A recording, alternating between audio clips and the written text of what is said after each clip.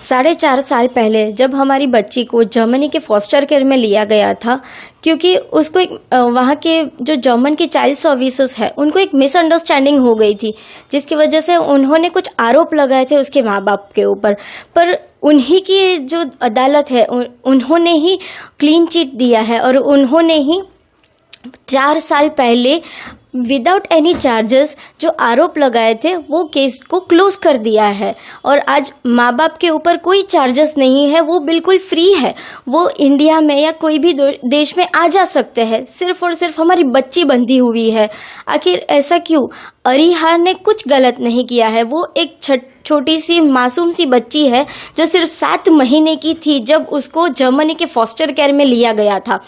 माँ बाप के ऊपर जो आरोप लगाया वो बिल्कुल ही क्लियर है, ना ही माँ बाप के ऊपर आरोप है और बच्ची भी हमारी मासूम है, तो कोई चार्जेस नहीं है, कोई पॉइंट ही नहीं है उसको अपने परिवार, देश और संस्कृति से अलग रखने के लिए।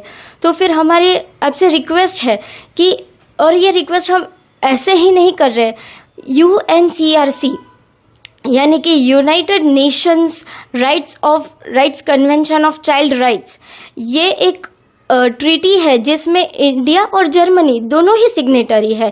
तो कानूनी तहत ही इसमें लिखा गया है कि हर बच्चे को ये कानूनी अधिकार है कि उसके कल्चरल और चाइल्ड राइट्स प्रिजर्व हुए जाए। तो हमारी बच्ची के ये राइट्स प्रिजर्व क्यों नहीं हो रहे और ये रूल का उल्लंघन क्यों किया जा रहा है? इसीलिए हमारी इंडियन गवर्नमेंट से रिक्वेस्ट है और जर्मनी की गवर्नमेंट से रिक्वेस्ट है कि आप हमारे साथ बिजनेस डील कर रहे हैं, टेक्नोलॉजीज़ की डील कर रहे हैं, तो फिर एक छोटी सी बच्ची जिन्होंने कुछ गलत नहीं किया है तो उसको इंडिया के भारत के सरकार के तहत उनके अंडर उसको भेजा जाए, ताकि हमारी बच्ची का कल्चरल, सांस्कृतिक, ह्यूमैनिटी राइट्स सब कुछ प्रिजर्व हो। क्योंकि उसका एक हक है कि वो अपने माहौल में, अपने पारिवारिक माहौल में एक स्टेबल लाइफ जी सके, जहाँ पे उसको बार बार अलग अलग परिवार के साथ बदलना ना पड़े, अलग अलग लोगों के साथ सेट होने के मेंटल ट्रॉमा ना झेलना पड़े।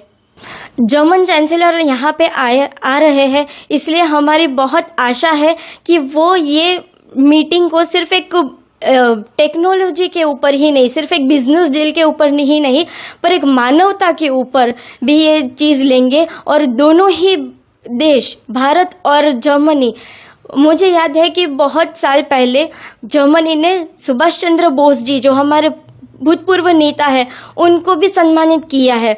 उनके साथ की उनकी मित्रता थी। तो यही मित्रता के साथ दोनों देश दोनों देश मिलकर एक छोटी सी बच्ची के राइट्स को प्रिजर्व करने के लिए और उसको एक अच्छी ज़िंदगी देने के लिए उसको जल्द से जल्द इंडिया रीपैट्रिएट करने की जो है वो बात शुरू करें।